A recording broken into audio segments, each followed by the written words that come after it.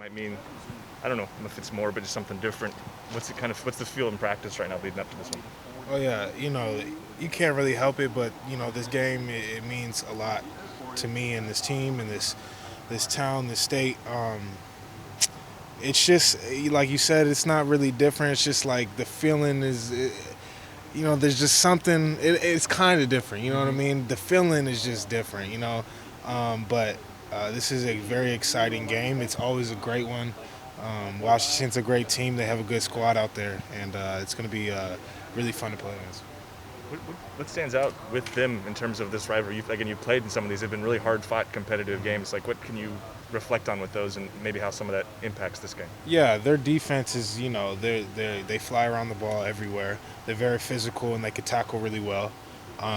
They're just always a great team, and they always have a stacked defense with a great set of linebackers. So, it's no surprise there this year again. So it's going to be a great matchup. What was it like to see Byron last week bowling out and his first real action that he was able to get a lot of carries? Yeah, Byron, he did his thing. He showed everybody what he does in practice. He's such a great player. He runs with such, with his shoulders over his knees, over his toes. He's so downhill, and he's like a train, just that can be elusive at the same time. Like I said before, he reminds me a lot of CJ, and he runs really well. Going back a couple of weeks, Travis, when Holly Rowe says, she caught what you said on the sideline early on there. Where does that passion to scream out to run the ball at everybody? Where does that kind of come from? I'm just a competitor, and if I really truly believe that, I can get it done, and I will express my opinion. I do need to hold my tongue, because I do, because coaches do their job and they do it well, and I just need to let them, call the plays. But I was just really passionate about it. Going back to growing up, man. Remember when Dad lit Tony's gear on fire? No, I do not. That was a long time ago. I was about like 2 to 3 years old, so those memories are very blurred for me. But yeah, I hear about it. An effort, Right. just that was laid down as a foundational thing Right. very early on. Yeah. Dad goes by his middle name because your grandfather and him shared names. Yeah. How much does that thought process that carries through the family about the last name, but also that you all have your own identity? Yeah, it's really important.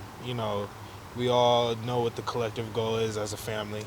Just to be respectful and to respect everyone, and but you're always going to be your own person, your own man, and so just incorporating that with who you are is what the Dye family is. I know about Ty. How many other nieces and nephews do you have? That's my only one. Ty Really? is my only nephew. Yeah, and he's the golden child right now, for sure.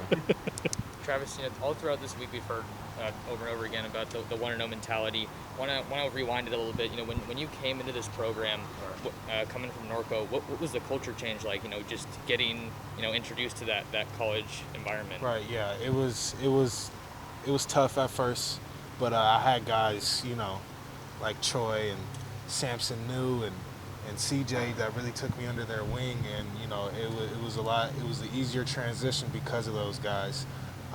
But yeah, it was a tough transition when I was young, but I had people in my corner there to help me out. In games like this, there's always seems like trash talk. How important is it to not get involved in that, and especially in these types of games on the road? Yeah, I think it's very important. Just keep a level head. We're here to play football. We're not here to talk or anything like that. That's all I think about, feel about this game. On the field, I get it. It gets heated. You chip, but when it's off the field, you should just be working on your craft, and that's about it. But I was actually speaking specifically on the field. Okay. Yeah. Like, how important is it though not to, because they may try to bait you guys to get penalties. Yeah, no, it's very important. Me personally, when I'm on the field, I don't really like to say anything.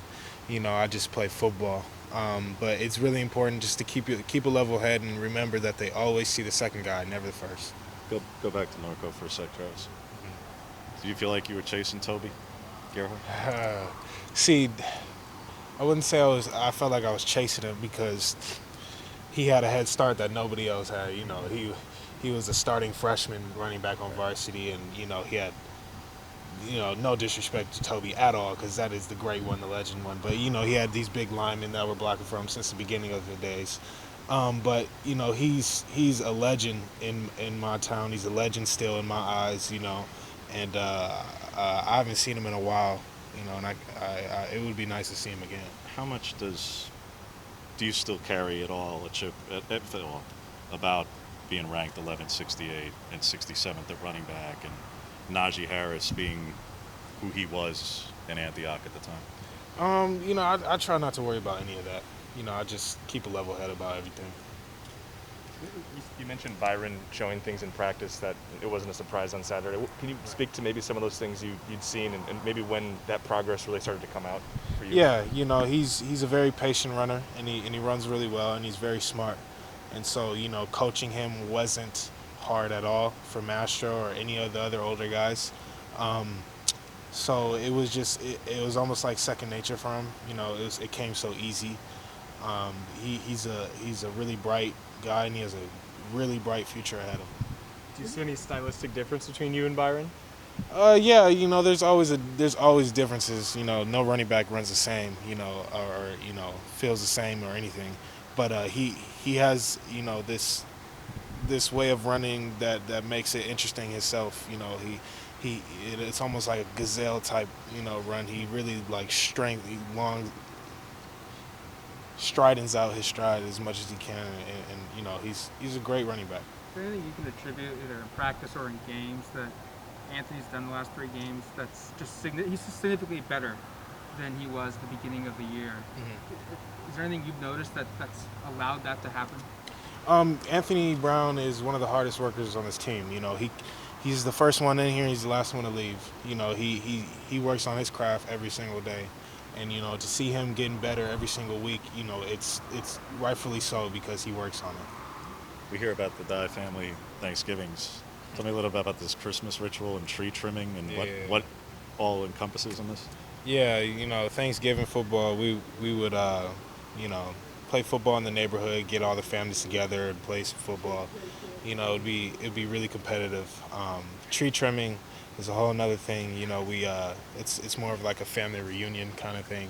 Everybody from the family comes over, and you know, we have dinner and we sing, you know, songs, Christmas carols, and all of that. And it's nice. I haven't been in a while because I've been up here, but Yeah.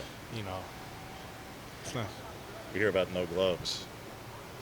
Go back to high school, Aaron was telling me no jeans, just the blue hoodie and the SpongeBob backpack and all that. Yeah, you know, I've never been one to care about, you know, what I have on or what my hair looks like or what anything looks like on me. If it's comfortable to me, I'm wearing it. If it's uncomfortable, then I'll cut my hair, but that's about it. It's never about the looks for me. You guys, you know, earlier in the season had some inconsistencies as an offense, but you look at last weekend, that was one of the most efficient days of the season for you. But what's the mood like with the offense when you guys have that kind of a performance where you're going out and just scoring those points? Yeah, you know, just keeping the foot on the pedal. Just making sure that, you know, we can stay consistent. Because that's what we're lacking right now is consistency, you know, all throughout the whole game. So if we could just stay consistent, just keep going, we'll be all right as offense. How has TJ's move to left tackle, TJ Vass's move to left tackle, maybe solidified things up front? I'm not going to be critical of how you played before, but it seems like he's been really strong there. Yeah, you know, it's so funny. All those guys are, you know, Swiss Army knives. You know, every single one of them can play any position on the line. You know, I mean, except for probably playing tackle, but you know, any of those guys can play any of those positions, and they're so good at it. All of them are so smart. You know, it's crazy. We've never had a line like this that was so elusive, just, you know, throw them in at anywhere type thing. But yeah, these guys deserve a lot of credit, especially TJ.